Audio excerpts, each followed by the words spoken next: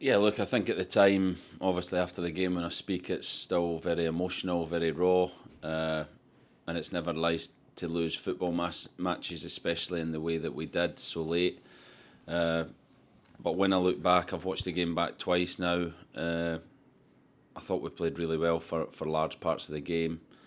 I think it's the most aggressive we've ever been against Bolton. We've played against them a number of times now, back in League One, and more often than not, we kind of sit off them a little bit. We give them the respect I think they deserve because I think they're a very good team.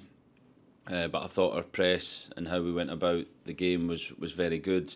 We were really aggressive. It took us 10-15 minutes to get control of the game, but once we did, I thought we were pretty dominant, especially at the end of that first half. Second half, it became a bit more 50-50, but we got ourselves in front and were controlling the game at that point. And later on in the game, we made some mistakes in terms of where we play and what area of the pitch we play, and that probably cost us, especially with the first goal. But by and large, I think the way we performed for large parts of that game was good. The outcome was obviously very, very disappointing, but we have to take a lot from the game, and that little bit that we have to improve, we have to show the players, we have to work, and we have to get better at that to win consistently against the bigger teams in this league. As was the case at Wycombe as well, it was really fine margins come the end of the match that saw us defeated in both games. I mean, how do we kind of make performances last for the whole 90 plus minutes and kind of cut out those sort of individual errors that we've had recently? Yeah, we have to work with the players. We have to support the players. We have to show them the examples, of moments in the game where we can be better.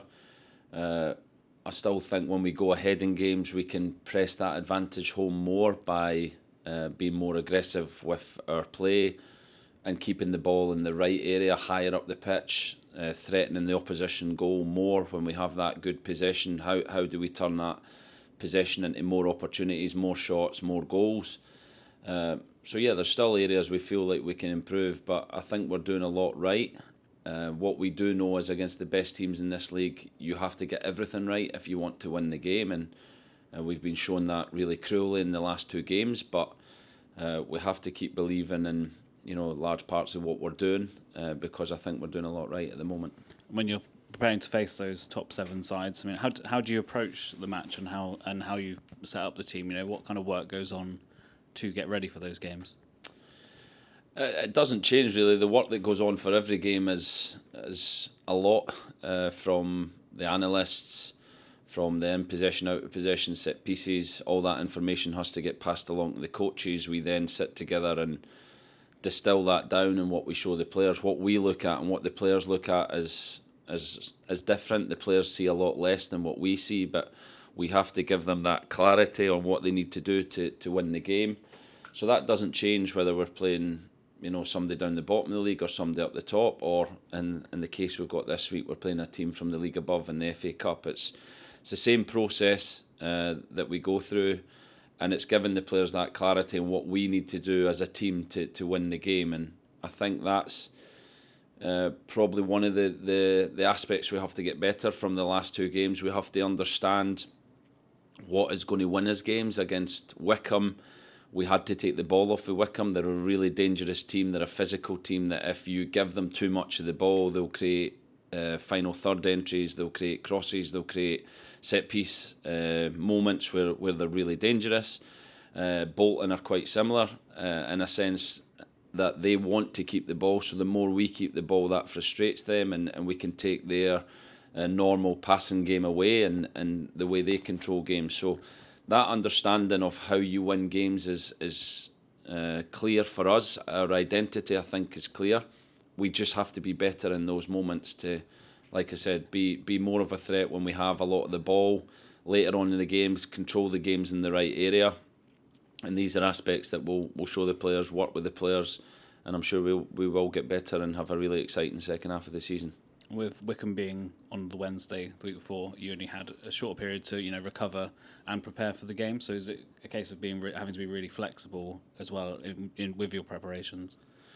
Yeah, it is, and I think the players know how we work now, and they're very comfortable with that. And our ability to change shape, change how we play, and not in terms of the style of play, but in terms of how we set up to do that against different teams. I think the players are fantastic at taking that information.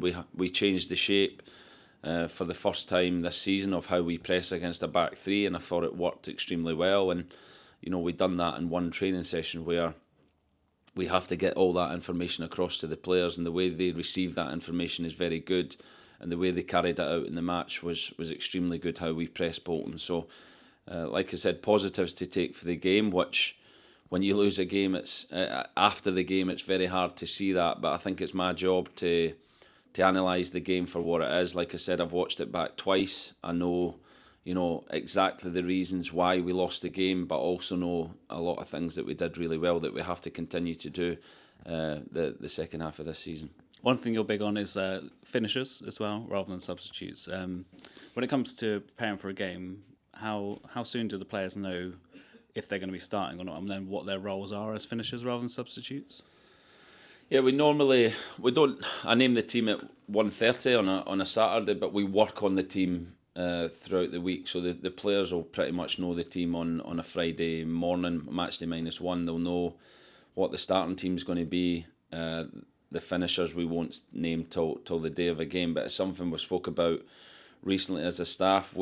Last season we brought in a finishers meeting on a matchday -1 to give the players clarity on their role within the game, and it's something I think we're probably going to bring back, because we feel like the finishers are so important to the game plan and to actually winning the game, whether that's coming on and getting us back into the game like they did against Crawley, or whether that's coming on and kind of seeing a game out like we tried to do on Saturday. So the role of a finisher is really important, and because nobody has a crystal ball, we don't know exactly what that role is going to look like. I think we have to do a bit more work on giving the players that understanding of what it might look like so they're prepared for it.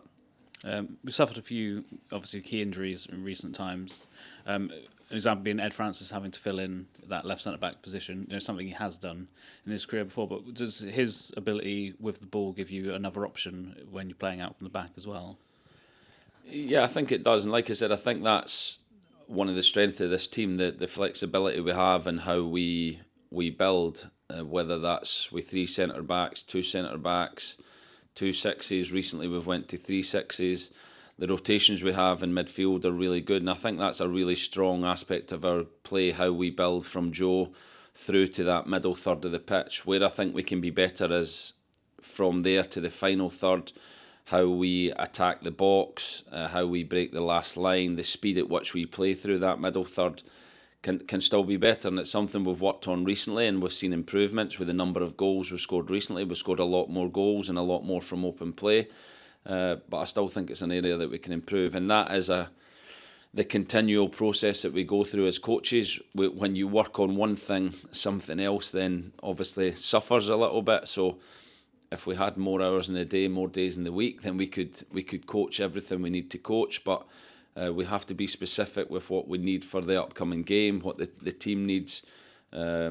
And like I said, our attacking play has definitely improved recently, maybe to the detriment of some of our defending. So we have to always continually work to try and get that balance right.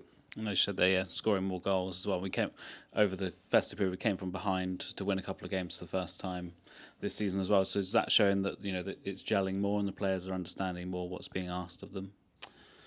Yeah, look, I think the team is always improving. I think throughout a season, that evolution of the team and players, how they develop throughout the season. Obviously, players then lose form, injuries. There's so many different aspects of how the team evolves through the season. But I do think the team is in a good place to attack the second half of the season.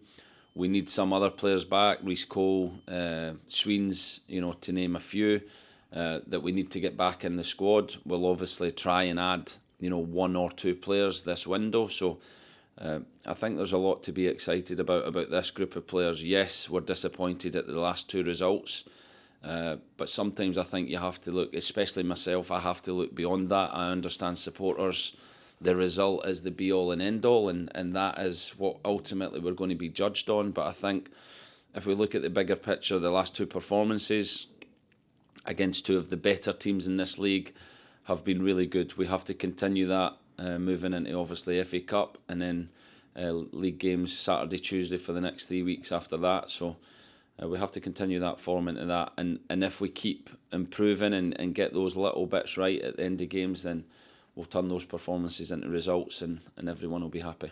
And what would you say were the key things that we can take from the last 2 games into the next run of fixtures? I know Oxford's going to be a little different because it's FA Cup, but then we're back squarely into league fixtures.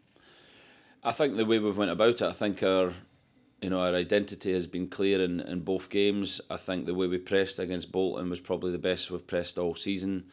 So there's been real signs of development in the team, of improvement both in and out of possession. And like I said, key areas still where we can get better is definitely that middle to final third, and how we progress our possession into more shots, more attacks, and more danger in the final third. But our identity and what we do is very clear. The players are working extremely hard. The players are desperate to improve, desperate to be successful. And when you have that with as many games as we've got left, as the opportunity to obviously get in the 4th round of the FA Cup for the first time in 44 years, then it's a really exciting time for the club, and we have to go out and make that happen. One player who's been taking the plaudits this month, or last month, was Millie Ali. 4 goals and an assist from him saw him named the club's player of the month, and also been nominated for League One player of the month. And Millie's someone who's obviously got some really, really good attributes, and felt like that kind of ticked for him last month. And is it just a platform for him to really build on? Yeah, definitely. I think Millie, when he's positive and when he's getting at people and physically showing his the dominance that he has over most defenders in this league, then I think he's a real threat. He had a little niggle before the Wickham game which kept him out, and he didn't train much before Bolton, which obviously he was a finisher in that game. So the quicker we can get Millie available and like I said at his physical best, then he's a real handful in this league, and delighted for him. The month he had that month, he now has to put some consistency to that and continue that for the rest of the season. And just aside from what we've been talking about, something completely different. Saturday was obviously our Brazil takeover day, and for some reason no one actually talked to you about your links with Brazil from the past as well, but a certain game where you faced a young Neymar Jr., I believe. Yeah, I think we lost 3-0 though. Maybe that's why. Was it 3-0, 2-0? I can't remember, to be honest. But yeah, I played Neymar. I think he was about 12 in the game, to be honest, and he scored 1 goal that was incredible. He weaved through, and a big, slow defender came over and couldn't stop him. But yeah, it was a special game to play in. We played at the Emirates in a friendly match against Brazil, when Neymar was, like I said, a young player, but a player with a huge future. And the real Ronaldo was the guest of honour for the game, and came out and shook everyone's hand. So I got quite close to the real Ronaldo as well. Probably closer than I got to Neymar in the game, to be honest. Just to finish up and look at Saturday's game with Oxford. Obviously, everyone's talking about the magic of the FA Cup now. Today is exactly 20 years since we went to Old Trafford to face Man United in a game that kind of helped the club to survive. I mean, when you look back at things like that, and the fact that we can make history on Saturday since 44 years since we were last in the 4th round, it shows the magic is still there. Yeah, and the magic of this football club, I think it's such an exciting time to be involved in this football club, to support this football club. We have the potential to get to the 4th round, for the first time in 44 years, which is always an exciting time. But not only that, we're competing at a level we've not been at, or we've not stayed at for a regular period of time. So to be in League One, to have everything ahead of us is a really exciting time, and we have to work hard as a group to make sure we achieve all the goals we've set out this year, and the support obviously we get is imperative to help that. So everyone comes together at the park on Saturday. Hopefully we can manage to get through the FA Cup and look forward to the rest of the season with real excitement.